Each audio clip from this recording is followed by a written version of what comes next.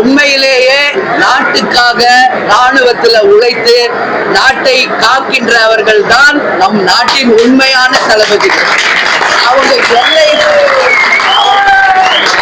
எல்லையில இருக்கிறதுனாலதான் நாட்டுக்குள்ள நம்ம இன்னைக்கு தைரியமா வாழ்ந்து கொண்டிருக்கிறோம்.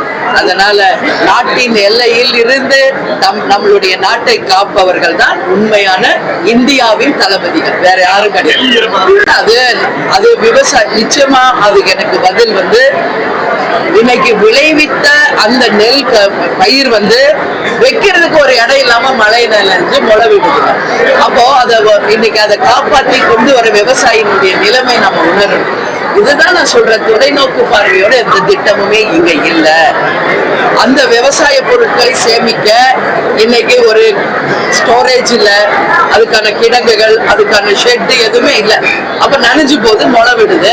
அப்புறம் விவசாயம் என்ன பண்ண முடியும்? அதனால அந்த ஈரப்பதத்துக்கு 18% 22% கொடுக்கணும் அப்படின்றதுதான் தமிழ்நாட்டு விவசாயிகள் எல்லா அரசியல் கட்சியின் நிலைப்பாடு. அதே தான் தேமுதிக நிலைப்பாடு.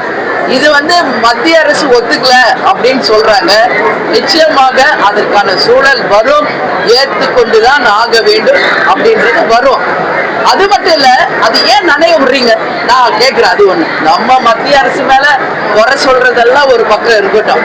அது எப்படி கேட்டு வாங்கணும்? அப்போ தேர்தல் அப்போ கேட்டு வாங்க முடியும்.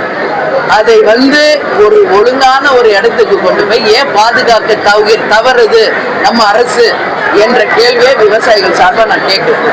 அப்புறம் மழை பெஞ்சு எல்லாரும் போராட்டம் பண்ண மட்டும் ஒரே நைட்ல மாத்துறீங்க.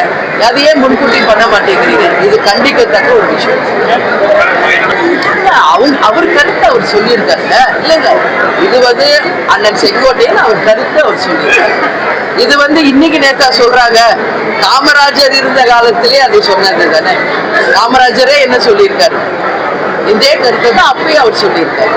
கேப்டனும் சொல்லியிருக்காரு. இது என்னன்னா, இதுவரைக்கும் தமிழ்நாட்டை ஆட்சி செய்தவர்கள் திமுக, அதிமுக, வேற யாரும் ஆட்சி செய்ய.